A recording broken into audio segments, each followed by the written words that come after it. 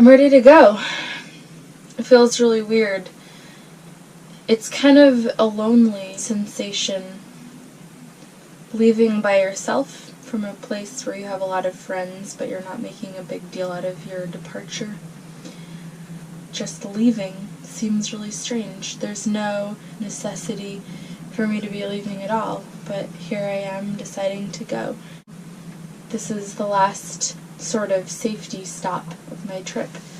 From here on out, it's just adventure. This is the first time I'm leaving 100% of my own volition. You know, normally it's a plane ticket. Then you drive to the airport with someone and you're off and the plane won't wait for you, but my boat will only go when I want to. Ma! I'm off on my trip. This is the beginning of Holly's solo around the world trip.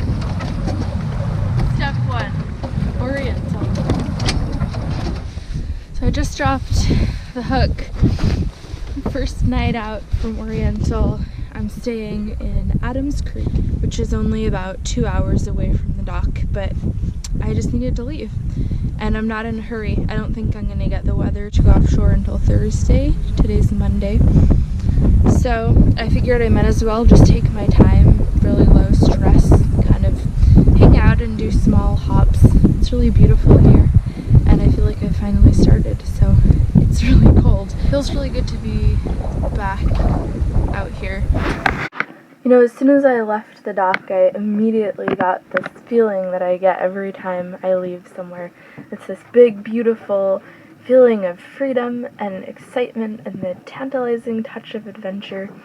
I cast off the dock lines and motored out into the channel in 3 minutes. Not even 3 minutes was I away from the dock when I ran so hard aground. And everyone had lined up to watch me leave, and they were standing there watching my boat as I was struggling to unground myself. I tried backing up, and that didn't work, so I managed to get my boat spun around so I was pointing towards deeper water, and I spent, oh god, it must have been at least half an hour. I was running from side to side of my boat to rock it back and forth, benefit of having a tiny boat. And every time I ran from one side to the other, I'd grab the tiller and pull it hard over. And eventually, Geck started to slowly ease out of the mud until I was finally free of it. And I looked over my shoulder and I waved at everyone, and I was like, yep, you know, here's the lunatic doing the lunatic thing. But I was off, and that was all that mattered.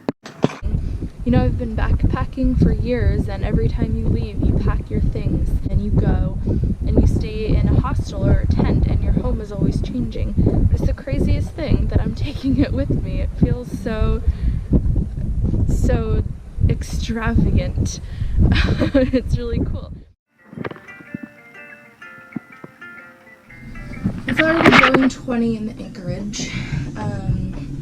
I'm gonna take off and head for Beaufort, where there's a little bit more protected of a spot to anchor, and it'll at least give me something to do if the weather is nasty for the next couple days. The gusts are to 25. I have left before and picked up anchor in conditions like this. When I left Cape May, it was blowing a steady 20 to 25 in the Anchorage, and it really sucks because you have to have the boat in forward to take the strain off the anchor line, but it doesn't want to steer into the wind. Same old problem, so it's a lot of back and forth, run. Pull up some anchor, the boat swings wildly off to one side, run back, straighten it out, lash the tiller, go forward again, pull up some more anchor. At some point you start drifting, and hopefully the wind is pushing you towards the deep channel water and not towards the side where it's muddy and shallow. So that's what I'm about to go do. Woo! Day 1! Actually blowing me in the right direction, which is good. It's pushing me into the channel. So once I start upping anchor and getting pushed, it's into deeper water, which is really relieving because it's super shallow on either side of me. Alright, here we go. To make a long story short, there was a lot of swearing, running back and forth to the tiller, noodling around with the engine, getting the anchor chain stuck on the stupid little top flapper doodle, waiting for the boat to swing around into the right position to the wind, getting completely covered in mud, more swearing, rain on my face, and then finally the anchor was up. But that's sort of standard anchor procedure, I think. Okay, we're off. The only thing, there are a lot of things. One of the things that I don't like about hanging here by myself is that I feel like I don't have time to wash down the anchor chain, which kind of sucks because there's mud everywhere, but there are just way too many things to think about. Usually the wind is busy pushing me somewhere I don't want to go by the time I get the chain most of the way up, so it's kind of just one of those things. Well, I finally made it to Beaufort. The wind really started howling at 25 and then picked up to 30, gusting to 35 in the anchorage. So I decided to just hunker down and get all cozy with my book and use it as a rest day. It was nice to have a little bit of time to chill out and wear all the sweatshirts I own on top of each other to try to stay warm enough. My final morning in Beaufort, last day in the States before going to sea, I went ashore and walked a couple miles to the grocery store for some last-minute provisions and to stretch my legs before the inevitable 2-week-long sitting fest. Then I returned to my boat to prep some other things I had to do before I left. Today's super beautiful. I'm gonna try to hang my flag halyard over the spreaders. I've kind of been putting it off because I'm not really sure how I'm gonna get up there, but I figure if not now, then it's never gonna happen. And since tomorrow I'm leaving to go offshore, today's the day. We're gonna see how it goes. Gathering my weapons, so I have seine twine to lash the little mini block onto. I need this. So this is gonna get lashed to the spreader, and I'm gonna run this old flag halyard that came with my boat. Rule number 1 when you're going aloft, make sure everything is tied off to you. A lot of the reason you do this is so you don't drop it on the heads of your friends. I don't have any friends, but I don't want to drop this in the water or onto the deck once I'm up there. I want to have everything easily accessible, so I'm using this weird strap thing that a lot of you sailors don't use. Line to lash things down with, and a lighter to burn the ends. And then this gets run through the block, and let's see what happens. Here we go. Watch Holly try to climb the mast, unassisted. Alright, here we go. Starting off strong, shimmying up the mast, and here we come to the less strong part, where I try unsuccessfully to just throw the entire upper part of my torso over the spreaders in an attempt to balance myself in the opposite direction. Pretty great, a lot of butt going on there, but I finally manage it, thank God, and now we are straddling the spreaders. Such an uncomfortable position, but don't worry, I change it up.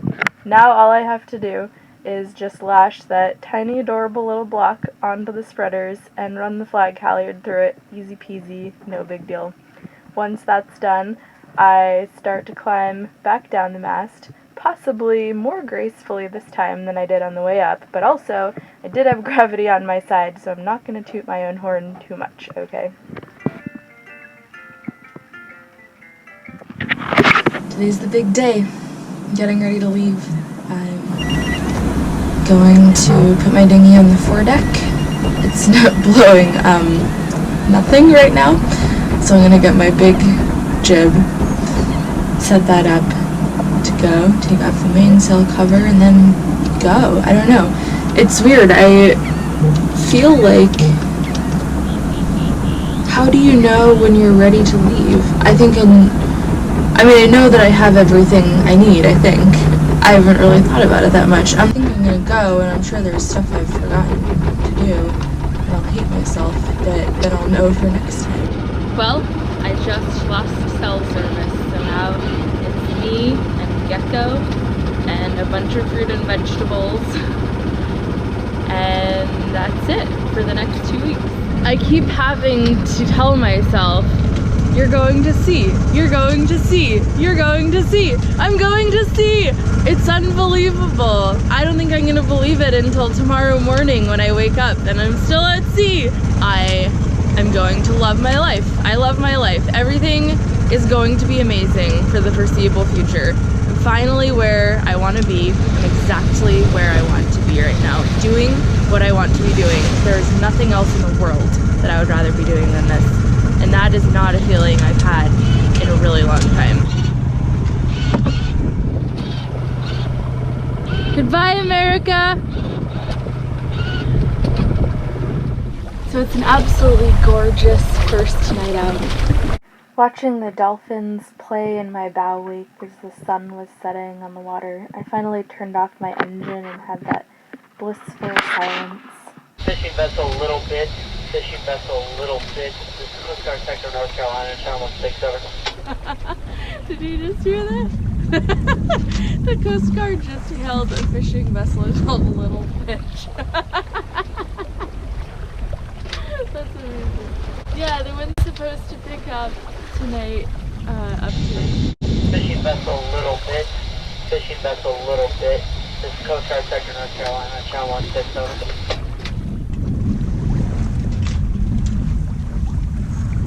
I listened to the radio one last time for weather.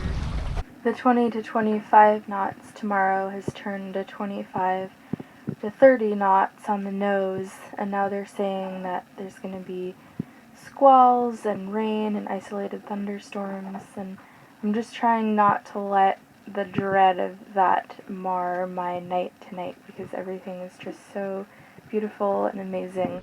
So in about an hour I'm going to hit the Gulf Stream right about sunset. It looks beautiful for the crossing of it.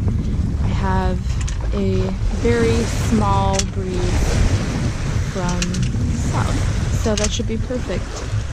If I average 3.5 knots, I should be across it by noon tomorrow, which was going to be great, except now by noon tomorrow it's probably going to be blowing 25 knots. Up next week. So the sun just set. It's blowing a steady 40 outside right now. The waves are probably about 15 feet. Really big, really scary. I can't get out of the Gulf Stream. I've been fighting to get out for the past 6 hours and there's nothing that I can do. I'm really worried that I'm gonna get pushed too close to shore. Every ounce of every part of me is screaming, get out of the Gulf Stream, get out of the Gulf Stream, but I can't. It's the worst feeling ever. I'm trapped in the Gulf Stream. Hey guys, thanks for watching the first installment of my series. I'm hoping to make a YouTube series about my solo sailing adventures. I'll be posting every Monday little updates on what I've been doing. Next Monday you get to see the rest of my trip down to the Caribbean, the next storm that I had to weather, but also all the beautiful weather and the wildlife that I saw. I hope that you enjoyed this and that you will continue to follow me on my journey as I learn more about my boat and weather and different parts of the Caribbean, and we can explore together. It's going to be really awesome. Alright, I'll see you guys next week.